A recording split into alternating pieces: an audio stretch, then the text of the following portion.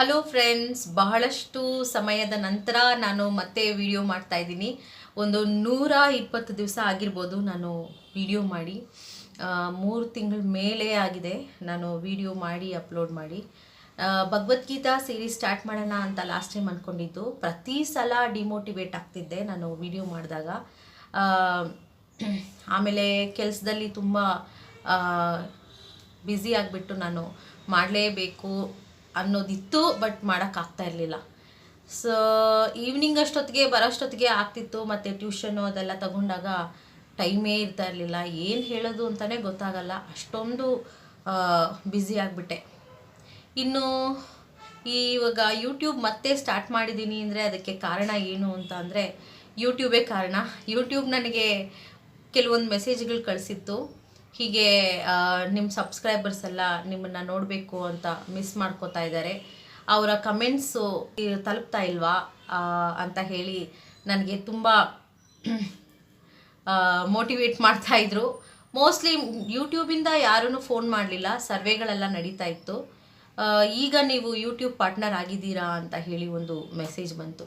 ಅಂದರೆ YT ಸ್ಟುಡಿಯೋನಲ್ಲಿ ಕೆಲವೊಂದು features ಬದಲಾಯಿತು. ನಾನು ಅಂದ್ಕೊಳ್ತಾ ಇದ್ದೆ, ಏನಪ್ಪ 2 ವರ್ಷ ಆದ್ರೂ ನನಗೆ ಏನೂ ಆಗ್ತಿರ್ಲಿಲ್ಲ ಅಂತ. 2022ನಲ್ಲಿ ನಾನು ಸ್ಟಾರ್ಟ್ ಮಾಡಿದ್ದು, ಇವಾಗ 2025 3 ವರ್ಷ ಆಗ್ತಾ ಬರ್ತಾ ಇದೆ.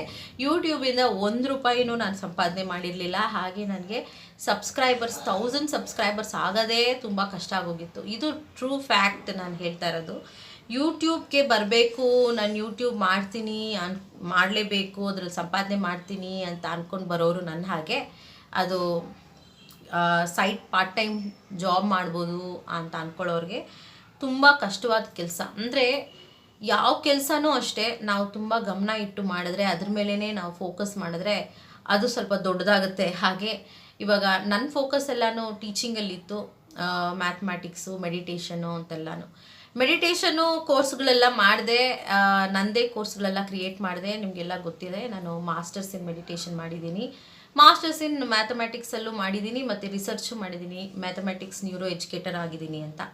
ಆದರೆ ಇವೆಲ್ಲ ನಾನು ವೀಡಿಯೋನಲ್ಲಿ ಕೂತ್ಕೊಂಡು ಹೇಳ್ತಾ ಇದ್ದೆ.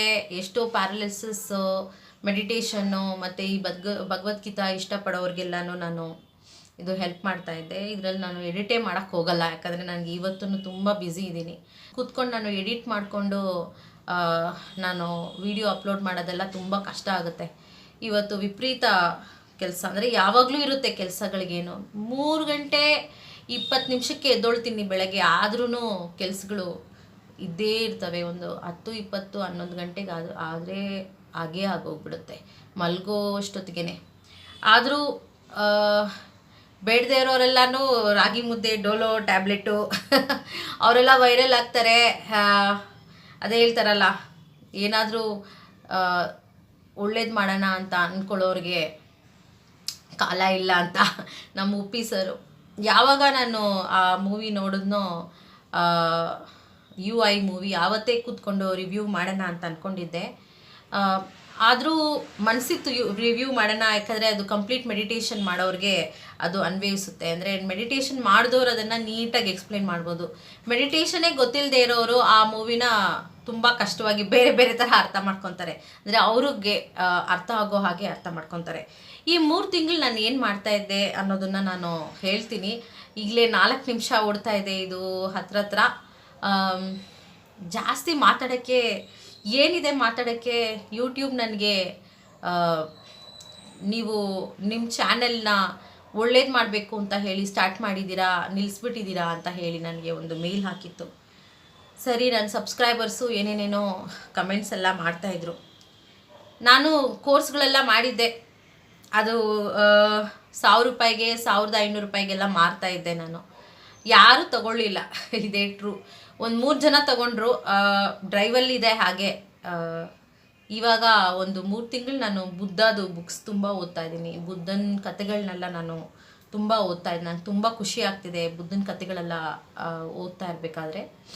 ಫಸ್ಟ್ ಗುರು ಯಾರು ಅಂದರೆ ನನಗೆ ಅದು ವೇದಾತ್ರಿ ಮಹರ್ಷಿನೇ ಮೆಡಿಟೇಷನಲ್ಲಿ. ಮತ್ತು ಆದಮೇಲೆ ಮಹಾವತಾರ್ ಬಾಬಾ ಆದಮೇಲೆ ಹೀಗೆ ಮೋಟಿವೇಟ್ ಮಾಡೋರು ಎಲ್ಲರೂ ಒಬ್ಬೊಬ್ಬರಾಗಿ ಬರ್ತಾರೆ ಅಂದ್ಕೊಳ್ಳಿ.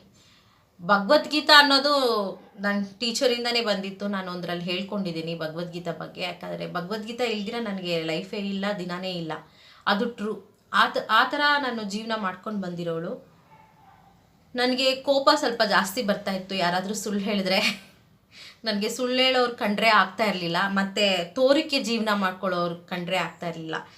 ಇನ್ನು ನಾನು ಇಂಟ್ರೋವರ್ಟ್, ಜಾಸ್ತಿ ಫ್ರೆಂಡ್ಶಿಪ್ ಮಾಡ್ಕೊಳ್ಳಲ್ಲ. ನನಗೆ ಫ್ರೆಂಡ್ಸ್ ಇರಬೇಕು ಅಂದರೆ ಒಬ್ಬರೋ ಇಬ್ಬರೋ ಇರ್ತಾರಷ್ಟೇ. ಇಬ್ಬರೂ ಹೆಚ್ಚೇ, ಒಬ್ಬರಿದ್ದರೆ ಹೆಚ್ಚಷ್ಟೇ. ಅದು 10 ವರ್ಷ, 11 ವರ್ಷ, ಇಲ್ಲ 20 ವರ್ಷಕ್ಕೆ ಯಾರೋ ಒಬ್ಬರು ಫ್ರೆಂಡ್ ಆಗಿರ್ತಾರೆ. ಫ್ರೆಂಡ್ ಆಗಿರೋರು ದೂರ ಆಗಿಬಿಡ್ತಾರೆ ಮೋಸ್ಟ್ಲಿ. ಯಾಕಂದರೆ ನನ್ನ ದಾರಿನೇ ಸ್ವಲ್ಪ ಡಿಫ್ರೆಂಟ್ ಆಗಿರುತ್ತೆ. ನಾವು ಸಂಸಾರಸ್ಥರಾಗಿದ್ರೂ ನಾವು ಮೆಡಿಟೇಷನ್ ಮಾಡಿಕೊಂಡು ನಾವು ಯೋಗಿಗಳಾಗಿರ್ತೀವಿ. ಸ್ಕೈ ಮೆಡಿಟೇಷನ್ಸ್ಗಳು ಎಷ್ಟೋ ಇರುತ್ತೆ ವೇದಾತ್ರಿ ಮಹರ್ಷಿದು. ನೀವು ವೆಬ್ಸೈಟ್ಗಳಲ್ಲಿ ಚೆಕ್ ಮಾಡ್ಕೊಬೋದು. ನೀವು ಮೆಡಿಟೇಷನ್ ಮಾಡಬೇಕು ಅಂದರೆ ಅದರಲ್ಲಿ ಮಾಡ್ಬೋದು. ಇಲ್ಲ ಅಂದರೆ ನಾನು ಫ್ರೀಯಾಗೆ ಮೆಡಿಟೇಷನ್ ಕೋರ್ಸ್ಗಳು ಕೊಟ್ಬಿಡ್ಬೇಕಂತ ಯೋಚನೆ ಮಾಡಿದ್ದೀನಿ. ಇನ್ನೊಂದು ಪ್ಯಾರಾಲಿಸಿಸ್ಗೆ ತುಂಬ ಜನ ನನಗೆ ಮೆಸೇಜ್ಗಳು ಮಾಡಿದರು, ಮೇಡಮ್ ನನಗೆ ದುಡ್ಡು ಕಟ್ಟೋಕ್ಕಾಗಲ್ಲ, ನಾನು ಸರಿ ಹೋದ್ಮೇಲೆ ನಾನು ನಿಮಗೆ ದುಡ್ಡು ಕಟ್ತೀನಿ ಅಂತ. ಬೇಡ, ನಾನು ಫ್ರೀಯಾಗೆ ಕೊಟ್ಬಿಡ್ಬೇಕು ಪ್ಯಾರಾಲಿಸಿಸ್ ಕೋರ್ಸು ಮತ್ತು ಬುಕ್ಕು ಅಂತ ಏನೇನು ಬರೆದಿದ್ದೀನಿ ಎಲ್ಲ ಒಳ್ಳೇದಾಗೋದಕ್ಕೆ ಅಂತ, ಅದನ್ನೆಲ್ಲ ನಾನು ಫ್ರೀಯಾಗೆ ಕೊಡಬೇಕು ಅಂತ ಅಂದ್ಕೊಂಡಿದ್ದೀನಿ. ಯಾಕೆ ಫ್ರೀಯಾಗಿ ಕೊಡಬೇಕು ಅಂದ್ಕೊಂಡಿದ್ದೀರಾ? ನಿಮ್ಗೇನಾದರೂ ದುಡ್ಡು ಬಂದುಬಿಟ್ಟಿತ್ತಾ? ಏನೂ ಇಲ್ಲ. ನಾನು ಈ 3 ತಿಂಗಳಲ್ಲ, ಈ 3 ವರ್ಷ ನಿಜ ಹೇಳ್ಬೇಕಂದ್ರೆ ಈ 3 ಇಯರ್ಸ್ ಏನಿದೆ ಅದು ವಿಪರೀತ ಕಷ್ಟದಲ್ಲಿ ಸಿಕ್ಕಾಕೊಂಡ್ಬಿಟ್ಟಿದ್ದೀನಿ. ವಿಪರೀತ ಕಷ್ಟ ಅಂದರೆ ಸುನಾಮಿ ಅಲೆಗಳು ಎಲ್ಲ ಎದ್ಬಿಟ್ಟಿತ್ತು. ನನಗೆ ಈ ದುಃಖ ಅನ್ನೋದು ಯಾಕಪ್ಪ ಈ ಮನುಷ್ಯನ ಹೀಗೆ ಒಂಟಿ ಹೋರಾಟ ಅಂತಾರಲ್ಲ, ಹಾಗೆ ಒಂಟಿ ಹೋರಾಟ ನಂದು. ಸೊ ದುಃಖ ಹೇಗಪ್ಪ ಬರುತ್ತೆ ಅಂತ ಹೇಳಿ ಈ ಬುದ್ಧ, ನಾನು ಸ್ಕೂಲ್ಗೆ ಹೋಗ್ತೀನಿ. ಆ ಸ್ಕೂಲಲ್ಲಿ, ಇವಾಗ ಹೊಸ ಸ್ಕೂಲ್ ಸೇರ್ಕೊಂಡಿರೋ ಸ್ಕೂಲಲ್ಲಿ ಸಿಂಬಲೇ ಬಂದು ಹಿಂದ್ಗಡೆ ಒಂದು ಮರ ಮತ್ತು ಧ್ಯಾನ ಮಾಡ್ತಾ ಇರೋ ಬುದ್ಧನ ಥರ ಒಂದು ಧ್ಯಾನಿ, ಮತ್ತು ಕೆಳಗಡೆ ಬಂದು ಒಂದು ಪುಸ್ತಕ. ಇದು ಬಂದು ಆ ಸ್ಕೂಲ್ ಸಿಂಬಲ್. ಎಲ್ಲ ಸ್ಕೂಲ್ಗೊಂದು ಸಿಂಬಲ್ ಇರೋ ಹಾಗೆ. ಮೋಸ್ಟ್ಲಿ ಅಲ್ಲಿಂದನೇ ಬುದ್ಧ ಮತ್ತೆ ಎಂಟ್ರಾದ ಅನಿಸುತ್ತೆ. ಹೌದು ಅಲ್ಲ, ಈ ದುಃಖಕ್ಕೆ ಒಂದು ಕಾರಣ ಇರುತ್ತೆ, ಮತ್ತು ಆ ಕಾರಣಗಳನ್ನೇ ತಿಳ್ಕೊಂಬಿಟ್ರೆ ಮತ್ತೆ ದುಃಖ ಆಗಲ್ವಲ್ಲ ಅಂತ ನಾನು ದುಡ್ಡು ಎಕ್ಸ್ಪೆಕ್ಟ್ ಮಾಡಿದ್ದು ನಿಜ. ಮತ್ತು ನಾನು ಕೆಲಸನೂ ಬಿಟ್ಬಿಟ್ಟು ನಾನು ಒಂದು ಮೆಡಿಟೇಷನ್ದು ವೆಬ್ಸೈಟ್ ಓಪನ್ ಮಾಡಿ, ಕೋರ್ಸ್ಗಳು ಓಪನ್ ಮಾಡಿ, ಆ ಒಂದು ವೆಬ್ಸೈಟ್ಗೆ ಲಿಂಕ್ ಮಾಡಿಕೊಂಡು ನನ್ನ ಕೋರ್ಸ್ಗಳನ್ನ ನಾನು ಮಾರೋಕ್ಕೆ ಟ್ರೈ ಮಾಡಿದ್ದು ನಿಜ. 7 ತಿಂಗಳು ನಾನು ಕಷ್ಟಪಟ್ಟಿದ್ದೀನಿ ಕೆಲಸ ಇಲ್ದಿರ. ಯಾರಾದರೂ ತಗೊಂಡ್ರೆ ಸಾಕು ನನ್ನ ಕೋರ್ಸ್ಗಳು ಅಂತ ಅಂದ್ಕೊಂಡ್ರೆ. ತುಂಬ ಜನ ಮೈಂಡಲ್ಲಿ ಏನಿದೆ, ಮೆಡಿಟೇಷನ್ಗೆ ನಾವು ಯಾಕೆ ದುಡ್ಡು ಖರ್ಚು ಮಾಡಬೇಕು, ಅದೇನು ಪೈತನ ಇಲ್ಲ ಅದು ಇಂಜಿನಿಯರಿಂಗ್ ಕೋರ್ಸಾ, ಅದು ನಾವು ದುಡ್ಡು ಕಟ್ಟು ಮಾಡ್ಕೊಳ್ಳೋಕ್ಕೆ ಅಂತ 1000 ರೂಪಾಯಿ 1500 ರೂಪಾಯಿ ಅವರು ಯಾವುದಾದ್ರೂ ಒಂದು ರೆಸ್ಟೋರೆಂಟ್ಗೆ ಹೋದರೆ ಕೊಟ್ಬಿಡ್ತಾರೆ.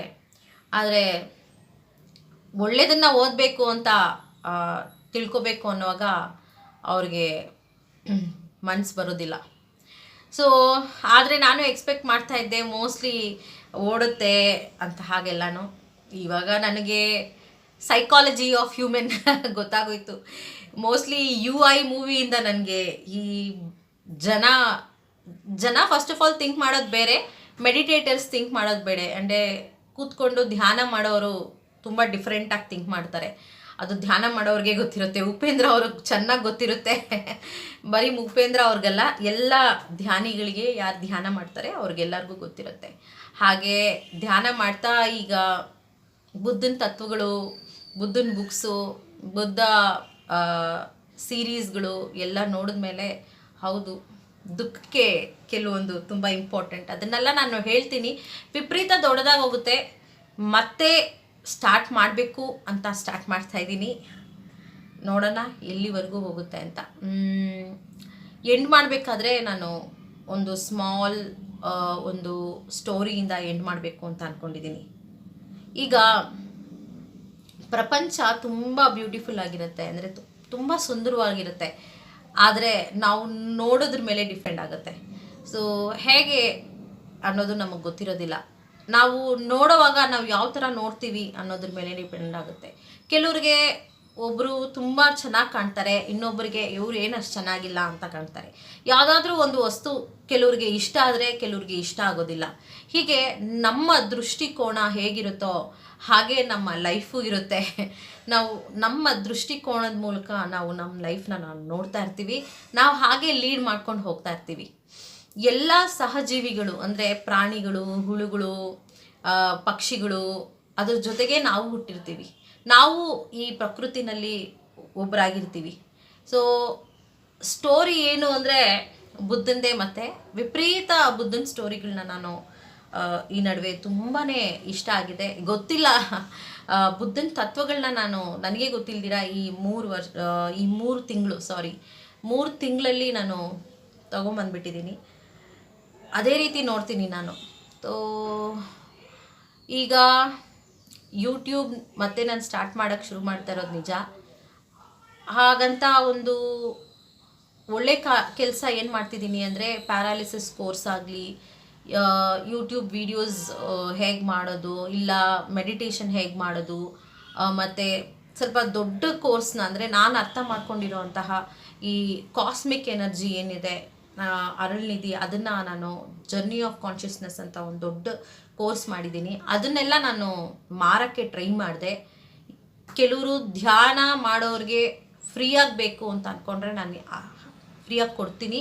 ಯಾರಿಗೆ ಫ್ರೀಯಾಗಿ ಬೇಕು ಅವರು ಪ್ಲೀಸ್ ಕಮೆಂಟ್ಸ್ ಮಾಡಿ ನನಗೆ, ಮತ್ತು ಅವ್ರ ಮೇಲ್ ಐ ಡಿಗಳನ್ನ ನನಗೆ ಕಳಿಸಿ, ನಾನು ಅವ್ರಿಗೆ ಲಿಂಕ್ನ ಕಳಿಸ್ತೀನಿ ನಾನು, ಮತ್ತು ಅವ್ರಿಗೆ ನಾನು ಆ್ಯಕ್ಸಸ್ ಕೊಡ್ತೀನಿ.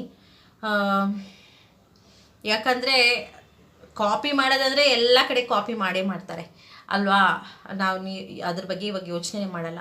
ಬುದ್ಧನ ತತ್ವಗಳನ್ನ ನಾನು ಏನು ಅನ್ವಯಿಸ್ಕೊಂಡಿದ್ದೀನಿ ಅಂದರೆ, ದುಃಖ ವಿಪರೀತ ಪಟ್ಟಿದ್ದೀನಿ. ಅಂದರೆ ನನಗೆ ನನ್ನ ಲೈಫಲ್ಲೇ ನಾನು ಒಂಟಿ ಹೋರಾಟ ಅನ್ನೋ ಹಾಗೆ ನಾನು ಹೇಳ್ದಂಗೆ ವಿಪರೀತ ಕಷ್ಟಪಟ್ಬಿಟ್ಟಿದ್ದೀನಿ. ಹೇಗೆ ನಾನು ಇದರಿಂದ ಆಚೆ ಬರಬೇಕು ಅಂದರೆ, ದುಃಖಕ್ಕೆ ಕಾರಣ ಏನು ಅಂತ ಹುಡ್ಕೊಂಡು ಹೋದಾಗ ಕೆಲವೊಂದು ಕಾರಣಗಳು ಸಿಗುತ್ತೆ. ಪ್ರತಿಯೊಬ್ಬರಿಗೂ ಅವ್ರವ್ರ ದುಃಖಕ್ಕೆ ಕಾರಣಗಳಿರುತ್ತೆ. ಆ ಕಾರಣ ಆಗಬೇಕು ಅಂದಾಗ ಅದು ಆಗೋದಕ್ಕಿಂತ ಮುಂಚೆನೇ ನಾವು ಒಂದು ಕಾನ್ಷಿಯಸ್ನೆಸ್ ಅಂದರೆ ತಿಳುವಳಿಕೆ, ಪ್ರಜ್ಞೆ ಅನ್ನೋದು, ನಾವು ಒಂದು ಜ್ಯೋತಿನ ನಾವು ಬೆಳಗಿಸ್ಕೋಬೇಕಾಗತ್ತೆ. ಇವಾಗ ಅದನ್ನು ನಾವು ಹೇಗೆ ಬೆಳಗಿಸ್ಕೋಬೇಕು? ನಮ್ಮಿಂದ ತಪ್ಪಾಗಬಾರ್ದು, ಇಲ್ಲ ನಮ್ಮಿಂದ ಹೀಗಾಯಿತು, ಇಲ್ಲ ಒಬ್ಬರು ಸವಾಸ ಮಾಡಿ ಹೀಗಾಯಿತೋ, ಇಲ್ಲ ಒಬ್ಬರನ್ನ ನಂಬಿ ನಾವೇನು ನಂಬಿರ್ತೀವೋ, ಇಲ್ಲ ನಾವು ಎಕ್ಸ್ಪೆಕ್ಟೇಷನ್ ಇಟ್ಕೊಂಡಿರ್ತೀವೋ. ಒಂದು ಹೆಂಡತಿಗೆ ಗಂಡನ ಮೇಲೆ, ಇಲ್ಲ ಗಂಡನಿಗೆ ಹೆಂಡತಿ ಮೇಲೆ ನಂಬಿಕೆ ಇರುತ್ತೆ. ಬಟ್ ಹೀಗೆ ಅಮ್ಮನ ಮೇಲೆ, ಅಪ್ಪ ಅಮ್ಮನ ಮೇಲೆ ಮಕ್ಕಳಿಗೆ ನಂಬಿಕೆ ಇರುತ್ತೆ, ಮಕ್ಕಳಿಗೆ ಅಪ್ಪ ಅಮ್ಮನ ಮೇಲೆ ನಂಬಿಕೆ ಇರುತ್ತೆ. ಅವ್ರವ್ರ ಥಾಟ್ಸ್ ಏನೇನಿರುತ್ತೆ, ಅವ್ರವ್ರ ಆಲೋಚನೆಗಳು ತಕ್ಕಾಗಿ ನಾವು ಜೀವನನ ಮಾಡ್ಕೊಂಡು ಹೋಗ್ತಿರ್ತೀವಿ. ಇನ್ನೊಂದು, ಮನುಷ್ಯ ಅವ್ನಿಗೆ ಏನಕ್ಕೆ ಬೇಕು ಅದು ಅವನು ಪಡ್ಕೊತಾನೆ ಅನ್ನೋದು ನಾನು ಕೆಲವೊಂದು ವೀಡಿಯೋಸ್ಗಳಲ್ಲಿ ಹೇಳಿದ್ದೀನಿ. ಅದು ನಾನು ಇಲ್ಲಿನೂ ನಾನು ಬುದ್ಧನ ತತ್ವದಲ್ಲಿನೂ ತಿಳ್ಕೊಂಡೆ. ಕೆಲಸ ಮಾಡದೆ ನಾವು ಏನೂ ಎಕ್ಸ್ಪೆಕ್ಟ್ ಮಾಡಬಾರ್ದು ಅನ್ನೋದು ನನಗೆ ಗೊತ್ತಾಗಿದೆ. ಅಂದರೆ ವೀಡಿಯೋಸ್ ನಾನು ಹಾಕ್ತಾ ಇದ್ದೆ, ಆದರೆ ಎವ್ರಿ ಡೇ ಹಾಕೋಕ್ಕೆ ನನಗೆ ಕಷ್ಟ ಆಗ್ತಿತ್ತು. ವಾರದಲ್ಲಿ ಒಂದು 2-3 ವೀಡಿಯೋಸ್ ಹಾಕ್ತಿದ್ದೆ, ಮತ್ತು ಏನೋ ಒಂದು ಹಾಕ್ತಿದ್ದೆ. ಇನ್ಮೇಲಿಂದ ಅದೇ ಹೇಳ್ತಾರಲ್ಲ, ಧ್ಯಾನ ಮಾಡ್ತಾ ಮಾಡ್ತಾ ನಮಗೆ ತಿಳುವಳಿಕೆ ಇಲ್ಲ ಪ್ರಜ್ಞೆ ಸ್ವಲ್ಪ ದೊಡ್ಡದಾಗ್ತಾ ಹೋಗುತ್ತೆ. ನಾನು ಇದ್ರ ಬಗ್ಗೆ ಇನ್ನೂ ತುಂಬ ಜಾಸ್ತಿ ಹೇಳ್ತಾ ಹೋಗ್ತೀನಿ. ತುಂಬ ಇಷ್ಟ ಆಗೋರು ಆದರೆ ನಾನು ನಿಮ್ಮನ್ನು ಇನ್ಸಿಸ್ಟ್ ಮಾಡಲ್ಲ. ತುಂಬ ಜನ ನನಗೆ ನೆಗೆಟಿವ್ ಕಮೆಂಟ್ಸು ಕೊಟ್ಟಿದ್ದಾರೆ. ಏನಂತ ಕೊಟ್ಟಿದ್ದಾರೆ ಅಂದರೆ, ನೀವು 2-3 ನಿಮಿಷದಲ್ಲಿ ಹೇಳೋ ಅಂಥದ್ದನ್ನು ನೀವು 20 ನಿಮಿಷ 25 ನಿಮಿಷ ತಗೊಂಡು ಹೇಳ್ತೀರಾ ಅಂತ. ನಾನು ಹಾಗೆ, ನನಗೆ ಗೊತ್ತಿಲ್ಲ, ನಾವು ಟೀಚರ್ಸು, ನಾವು ಎಕ್ಸ್ಪ್ಲೇನ್ ಮಾಡಬೇಕು ಅಂದರೆ ಸ್ವಲ್ಪ ಎಲಾಬ್ರೇಟ್ ಎಕ್ಸ್ಪ್ಲೇನ್ ಮಾಡ್ತೀವಿ. 1 ನಿಮಿಷ 2 ನಿಮಿಷದಲ್ಲಿ ಮುಗಿಸ್ಬಿಟ್ರೆ ಅರ್ಥ ಆಗೋದಿಲ್ಲ. ಮಕ್ಕಳಿಗೆ ಅದು ರಿಪಿಟೇಷನ್ ಅಂತ ಹೇಳಿದಾಗಲೇ ಅವ್ರಿಗೆ ಕಿವಿಗೆ ಹೋಗುತ್ತೆ. ರಿಪೀಟ್ ಮಾಡಿ ಮಾತಾಡೋದು ನಾನು ನನ್ನ ವೀಡಿಯೋಗಳಲ್ಲಿ ಎಡಿಟ್ ಮಾಡುವಾಗ ಗೊತ್ತಾಗುತ್ತೆ ನನಗೆ. ಕ್ಷಮಿಸಿ, ನಿಮ್ಗೇನಾದರೂ ನನ್ನಿಂದ ಬೇಜಾರಾಗಿದ್ದರೆ. ನಿಮಗೆ ನಾನು ಒತ್ತಾಯ ಮಾಡ್ತಾ ಇಲ್ಲ ನನ್ನ ವೀಡಿಯೋನ ನೀವು ನೋಡಿ ಅಂತ. ಯಾಕಂದರೆ ನಾನು ಯೂಟ್ಯೂಬ್ ಮೇಲೆ ನಂಬಿಕೆನೇ ಇಲ್ದಿರ ನಾನು ಬಿಟ್ಬಿಟ್ಟಿದ್ದೆ ಯೂಟ್ಯೂಬ್ ಮಾಡೋದು. ನೀವು ನೋಡೋ ಹಾಗಿದ್ರೆ ನೋಡಿ, ಇಲ್ಲಾಂದರೆ ಬೇಡ. ಯಾರಿಗೆ ಇವ್ರು ಹೇಳ್ತಾ ಇರೋದೆಲ್ಲ ಕರೆಕ್ಟು, ಇವ್ರದ್ದು ವಿಡಿಯೋ ನೋಡೋಣ ಅಂತ ಅನಿಸುತ್ತೋ ನೀವು ನೋಡಿ. ಸುಮ್ಮನೆ ಇವ್ರದ್ದು ಎಲ್ಲನೂ ನೋಡಿ ಟೈಮ್ ಪಾಸ್ ಮಾಡಿಕೊಂಡು ಸುಮ್ಮನೆ ಎಂಟರ್ಟೈನ್ಮೆಂಟ್, ಯಾರ್ಯಾರೋ ಕಾಮಿಡಿ ಮಾಡ್ತಾರೆ, ಇನ್ನೊಬ್ಬರನ್ನ ಹೀಯಾಳಿಸ್ಕೊಂಡು ಕಾಮಿಡಿ ಮಾಡೋದು, ಕೆಟ್ಟ ವಿಡಿಯೋಗಳನ್ನೆಲ್ಲನೂ ಏನಕ್ಕೆ ನೋಡ್ತೀರಾ? ಅದೆಲ್ಲ ಮಿಲಿಯನ್ ವ್ಯೂಸ್ಗೆ ಹೋಗಿರುತ್ತೆ, ನನಗೂ ಗೊತ್ತು. ಆದರೆ ನಮ್ಮ ಜೀವನ ಬದಲಾಗುವಂತಹ ಒಂದು ವಿಡಿಯೋಗಳನ್ನ ನಾವು ನೋಡಬೇಕು. ಯಾಕಂದರೆ ಎಲ್ಲನೂ ನಮ್ಮ ಕೈಯಲ್ಲೇ ಇರುತ್ತೆ. ನಮ್ಮ ಜೀವನ ಬದಲಾಯಿಸ್ಕೊಳ್ಳೋದು ನಮ್ಮ ಕೈಯಲ್ಲೇ ಇರುತ್ತೆ. ಬುದ್ಧಂದು ನಾನು ಹೇಳಿದ್ನಲ್ಲ, ಅದೇ ದುಃಖಕ್ಕೆ ಕಾರಣ ಇರುತ್ತೆ. ಆ ಕಾರಣನ ಹುಡ್ಕೊಂಡು ಹೋದಾಗ ನಮಗೆ ಗೊತ್ತಾಗುತ್ತೆ ಏನು ಅಂತ. ಇನ್ನೂ ತುಂಬ ಡೀಟೇಲ್ ಆಗಿ ಈ ಬುದ್ಧನ ಬಗ್ಗೆ ಮತ್ತು ಈ ಕಾನ್ಷಿಯಸ್ನೆಸ್ ತಿಳುವಳಿಕೆ ಬಗ್ಗೆ ಎಲ್ಲ ನಾನು ಹೇಳಬೇಕು ಅಂದರೆ ನನಗೆ ಫ್ರೀ ಇದ್ದಾಗ ನಾನು ವಿಡಿಯೋ ಮಾಡ್ತೀನಿ, ಹಾಕ್ತೀನಿ. ಇನ್ಮೇಲಿಂದ ನನಗನ್ಸುತ್ತೆ ಯೂಟ್ಯೂಬ್ ನನ್ನನ್ನು ಅಟ್ಲೀಸ್ಟ್ ಸ್ವಲ್ಪ ಕನ್ಸಿಡರ್ ಮಾಡಿ ನನಗೊಂದು ಮೇಲ್ ಕಳಿಸಿದೆ, ಒಂದು ಮೆಸೇಜಸ್ ಕಳಿಸಿದೆ. ನೋಡಿ, ನೀವು ಮಾಡ್ತಾ ಇರೋ ವೀಡಿಯೋಸು ಅಟ್ಲೀಸ್ಟ್ ಈ ಥರ ಮೆಸೇಜ್ಗಳು ಬರ್ತಾಯಿದೆ, ಏನಾದ್ರಿ ನೀವು ಯಾಕೆ ಅಪ್ಲೋಡ್ ಮಾಡ್ತಾ ಇಲ್ಲ ಅಂತ ಹೇಳಿ ಒಂದು ಸ್ವಲ್ಪ ಮೆಸೇಜಸ್ ಕಳಿಸಿದೆ. ಅಟ್ಲೀಸ್ಟ್ ಆ ಒಂದು ಇದಕ್ಕಾದರೂ ನಾನು ಮಾಡ್ತೀನಿ. ನೋಡೋಣ, ಮಾಡಿದ್ರೆ ನೀವೆಲ್ಲ ನೋಡಿದ್ರೆ ಮಾಡ್ತೀನಿ. ಮತ್ತೆ ವ್ಯೂಸ್ ಕಮ್ಮಿ ಬರುತ್ತೆ ಅಂತ ಹೇಳಿದ್ರೆ ಡಿಸಪಾಯಿಂಟ್ ಆಗಲ್ಲ. ಯಾಕಂದರೆ ಮುಂಚೆ ತುಂಬ ಡಿಸಪಾಯಿಂಟ್ ಆಗ್ತಾ ಇದ್ದೆ, ಏನೇನೋ ಎಕ್ಸ್ಪೆಕ್ಟ್ ಮಾಡಿದೆ. ಹೇಳ್ತೀನಿ ನಾನು ಎಲ್ಲ ಬುದ್ಧನ ಕಥೆಗಳನ್ನ ನಾನು ಹೇಳ್ತೀನಿ, ಯಾಕೆ ನಾನು ಎಕ್ಸ್ಪೆಕ್ಟ್ ಮಾಡಲ್ಲ ಇನ್ಮೇಲಿಂದ, ಯಾಕೆ ನಾನು ಟ್ರೈ ಮಾಡ್ತಾ ಇರ್ತೀನಿ ಅಂತ ಹೇಳ್ತೀನಿ ನಾನು. ಫ್ರೆಂಡ್ಸ್, ಇವತ್ತು ಇಷ್ಟೊಂದು ಮಾತಾಡಿದ್ದೀನಿ. ಮತ್ತೆ ನಿಮ್ಮನ್ನು ವಿಡಿಯೋನಲ್ಲಿ ನೋಡೋಣ. ಇನ್ನೊಂದು ವಿಡಿಯೋನಲ್ಲಿ ಬುದ್ಧನ ಕಥೆಗಳು ಮತ್ತು ಈ ಭಗವದ್ಗೀತೆಯ ಒಂದು ಸಾರಗಳನ್ನು ತಗೊಂಡು ನಿಮಗೆ ನಾನು ಹೇಳ್ತಾ ಹೋಗ್ತೀನಿ. ಮೆಡಿಟೇಷನು ಮತ್ತು ಪ್ಯಾರಾಲಿಸಿಸ್ ಕೋರ್ಸ್ ಫ್ರೀಯಾಗಿ ಬೇಕು ಅನ್ನೋರು ನನಗೆ ಪ್ಲೀಸ್ ಕಮೆಂಟ್ಸ್ ಮಾಡಿ. ಹಾಗೆ ನಿಮ್ಮ ಇಮೇಲ್ ಐ ಡಿನ ಕಳಿಸಿ. ಆದರೂ ನೀವು ಕಳಿಸುವಾಗ ಯಾರ್ಯಾರು ಹಾಗೆ ಸುಮ್ಮನೆ ಕಳಿಸ್ಬಿಡ್ಬೇಡಿ. ನೋಡಿದ ತಕ್ಷಣ ಅಟ್ಲೀಸ್ಟ್ ಒಂದು ಸ್ವಲ್ಪ ಕರುಣೆ ಇಟ್ಕೊಂಡು ಹೋಗಲೇ, ಫ್ರೀಯಾಗಿ ಕೊಡ್ತಾ ಇದ್ದಾರಪ್ಪ ಇವರು, ಕಲ್ತಿರೋದನ್ನೆಲ್ಲನೂ ಇವರು ವೀಡಿಯೋಸ್ ಮಾಡಿ ಪಾಪ, ಸುಮ್ಮನೆ ಟೈಮ್ ಇಲ್ಲ. 1 ತಿಂಗಳು 2 ತಿಂಗಳು ಕೂತ್ಕೊಂಡು ಕ್ಯಾಮ್ರಾ ಮುಂದೆ ಅವರೆಲ್ಲ ಹೇಳ್ಕೊಟ್ಟಿದ್ದಾರೆ, ಅವ್ರಿಗೇನೇನು ಗೊತ್ತಿದೆಯೋ ಅದೆಲ್ಲ ಹೇಳ್ಕೊಟ್ಟಿದ್ದಾರೆ. ಅಷ್ಟಕ್ಕಾದರೂ ನಾವು 1 ರೂಪಾಯಿ ಕೊಡ್ತಾ ಇಲ್ಲ ಅಂದರೂ ಸಬ್ಸ್ಕ್ರೈಬ್ ಮಾಡೋಣ ಅಂತ ಹೇಳಿ ಒಂದು ಲೈಕು ಮತ್ತು ಸಬ್ಸ್ಕ್ರೈಬ್ ಕೊಟ್ಬಿಟ್ಟು ನನಗೆ ಕಮೆಂಟ್ಸ್ ಮಾಡಿದ್ರೆ ನಾನು ನಿಮಗೆ ಗ್ಯಾರಂಟಿ ಕಳಿಸ್ಕೊಡ್ತೀನಿ. ಯಾವ ಒಂದು ಎಕ್ಸ್ಪೆಕ್ಟೇಷನ್ಸ್ ಇಲ್ಲ ನನಗೆ ಇನ್ಮೇಲಿಂದ. ದುಡ್ಡಂತೂ ಮುಂಚೆ ಸಂಪಾದನೆ ಮಾಡೋಷ್ಟು ಮಾಡ್ತಾ ಇಲ್ಲ, ಎಲ್ಲ ಹೋಗ್ಬಿಟ್ಟಿದೆ. ಮೋಸ್ಟ್ಲಿ ದುಃಖಕ್ಕೆ ಕಾರಣನೇ ನಾವು ಎಕ್ಸ್ಪೆಕ್ಟ್ ಮಾಡ್ತೀವಿ ಅಂತ ಅನಿಸುತ್ತೆ. ಅದಕ್ಕೆ ಇರೋದ್ರಲ್ಲೇ ಜೀವನ ಮಾಡೋಣ. ನಾಳೆದ್ರ ಬಗ್ಗೆ ಯೋಚನೆ ಮಾಡೋದು ಬೇಡ, ಹಿಂದೆ ಏನಾಗಿದೆ ಅನ್ನೋದು ತಿಳ್ಕೊಳ್ಳೋದೇ ಬೇಡ, ನೆನೆಸ್ಕೊಳ್ಳೋದು ಬೇಡ. ಇವತ್ತಿನ ಬಗ್ಗೆ ಯೋಚನೆ ಮಾಡ್ತಾ ನನ್ನ ಈ ವಿಡಿಯೋನ ನಾನು ಸೈನ್ ಆಫ್ ಮಾಡ್ತಾ ಇದ್ದೀನಿ. ಹಾಗೆ ನನ್ನ ವಿಡಿಯೋ ಏನಾದರೂ ಇಷ್ಟ ಆಗಿದ್ರೆ ಪ್ಲೀಸ್ ಲೈಕ್ ಮಾಡಿ, ಹಾಗೆ ಸಬ್ಸ್ಕ್ರೈಬ್ ಮಾಡಿ. ಹಾಗೆ ನಿಮ್ಗೆ ಯಾರಿಗಾದರೂ ಶೇರ್ ಮಾಡಬೇಕು ಅಂತಿದ್ರೆ ಪ್ಲೀಸ್ ಶೇರ್ ಮಾಡಿ. ನಿಮಗೆ ಇಷ್ಟ ಆಗಲಿಲ್ಲ ಅಂದರೆ ನಿಮಗೆ ಫೋರ್ಸೇ ಇಲ್ಲ, ಪ್ಲೀಸ್ ನೆಗೆಟಿವ್ ಕಮೆಂಟ್ಸ್ ಎಲ್ಲ ಕಳಿಸ್ಬೇಡಿ. ಯಾಕಂದರೆ ತುಂಬ ನೊಂದಿರೋ ಜೀವ ಇದು, ನೊಂದು ಮಾಡ್ತೀನಿ. ನೀವೇನಾದರೂ ಆ ಥರ ಆದರೆ ನನಗೆ ದುಃಖ ಆಗುತ್ತೆ. ಬಟ್ ಬುದ್ಧ ಕಥೆಗಳಿಂದ ನನಗೆ ಈ ನಡುವೆ ದುಃಖ ಆಗ್ತಾ ಇಲ್ಲ, ಹೇಳ್ಬಿಡ್ತೀನಿ. ನೀವು ನೆಗೆಟಿವ್ ಕಮೆಂಟ್ಸ್ ಕಳಿಸ್ಬೇಕು ಅಂದರೂ ಕಳಿಸಿ, ನನಗೇನೂ ಇಲ್ಲ. ಆದರೆ ನಾನು ತಲೆ ಕೆಡಿಸ್ಕೊಳ್ಳಲ್ಲ, ಅಷ್ಟು ಮಾತ್ರ ನಾನು ನಿಮ್ಗೆ ಹೇಳ್ತೀನಿ. ಯಾಕಂದರೆ ಯಾಕೆ ಬುದ್ಧ ಇದನ್ನೆಲ್ಲ ಹೇಳಿದ್ರು ಅನ್ನೋದೆಲ್ಲ ನಾನು ನಿಮಗೆ ಹೇಳ್ತೀನಿ. ಬುದ್ಧನ ಮಾತು ಕೇಳಿ ತುಂಬ ಜನ ಇನ್ಸ್ಪೈರ್ ಆಗಿದ್ದಾರೆ. ಮತ್ತು ಇಡೀ ಪ್ರಪಂಚದಲ್ಲೇ ಬುದ್ಧನ ಮಾತುಗಳು, ಬುದ್ಧ ತುಂಬ ಫೇಮಸ್ ಆಗಿದ್ದು ಏನಕ್ಕೆ, ಎಷ್ಟೋ ಜನಕ್ಕೆ ತಿಳುವಳಿಕೆ ಕೊಟ್ಟಿರೋಂತಹ ಬುದ್ಧರ ಬಗ್ಗೆ ನಾನು ಯಾಕೆ ಮಾತಾಡ್ತಾ ಇದ್ದೀನಿ ಅನ್ನೋದನ್ನೆಲ್ಲನೂ ನಾನು ನೆಕ್ಸ್ಟ್ ವಿಡಿಯೋನಲ್ಲಿ ಹೇಳ್ತೀನಿ. ಹಾಗೆ ಈ ವಿಡಿಯೋನ ಇಷ್ಟೊತ್ತು ತಾಳ್ಮೆಯಿಂದ ನೋಡಿರೋದಕ್ಕೆ ನಿಮಗೆಲ್ಲರಿಗೂ ಧನ್ಯವಾದಗಳು.